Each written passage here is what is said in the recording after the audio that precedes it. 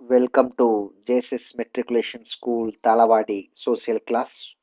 Today I go to explain you history lesson number 2 from trade to territory. In the past class I explained you establishment of political powers by the English East India Company, Carnatic Wars and Mysore and its residency to British expansion, Anglo-Marathas Wars, and the British administrative organization in India. Now we are going to learn about the subsidiary alliance. What is the meaning of that? The Lord Wellesley introduced the system of subsidiary alliance to bring the princely states under the control of the Britishers. It was the most effective instrument of the expansion of British territory and political influence in India. The princely state was called the protected state, and the British came to the referred as the paramount power. It was the duty of the British to safeguard the state from external aggression and to help its ruler in maintaining internal peace. The main features of the subsidiary alliance. The first point is an Indian ruler entering into this alliance with the British had to dissolve his own armed forces to accept British forces. A British resident would stay in the capital. The next one is towards the maintenance charges of the army, he should make annual payments or cede some territory permanently to the company. The native ruler should deal with the foreign states only through the English company. The next is all the non-English European officials should be turned out of his states. And the British would undertake to defend the state from internal trouble as well as external attacks. Of the subsidiary alliance. The British company maintained a large army at the expense of the Indian rulers. That is the first point. The next is all the Frenchmen in the service of native rulers were dismissed and the danger of French rivalry of completely eliminated. The British company began to control the foreign policy of the princely states.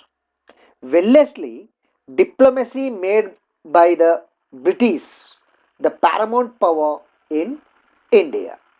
It transformed the British Empire in India into British Empire in India.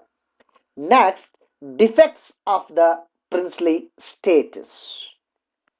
The subsidiary alliance made the Indian rulers weak, oppressive, and irresponsive. Protected by the British arms, they neglected their duty towards their subject and even exploited them. The first Indian state to accept the subsidiary alliance was Hyderabad in 1798. It was followed by Tanjore 1799, Awadh 1801, Peshwa 1802, Bhonsle 1803, Gwalior 1804, Indore 1817, Jaipur, Udaipur and Jodhpur 1880.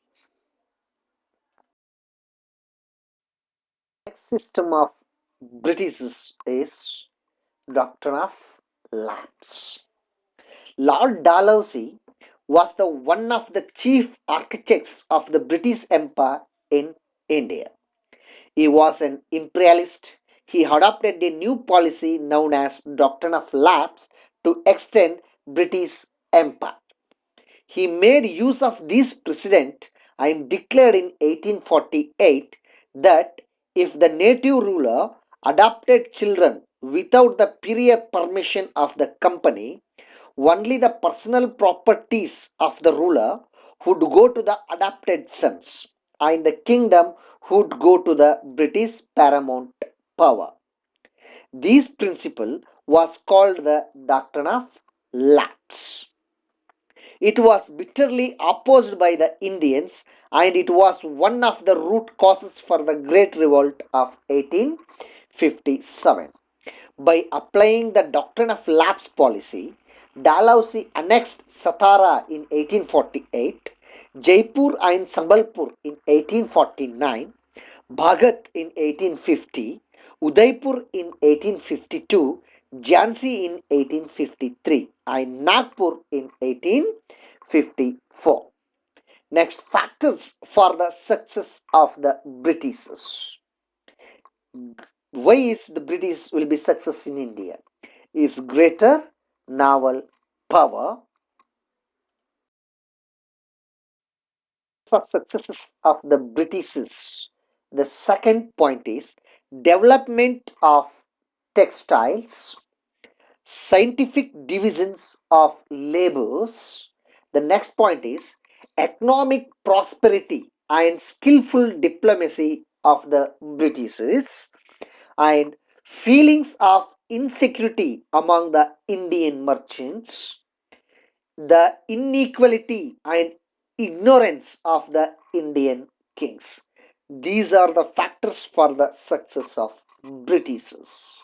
Thank you to watching my classes.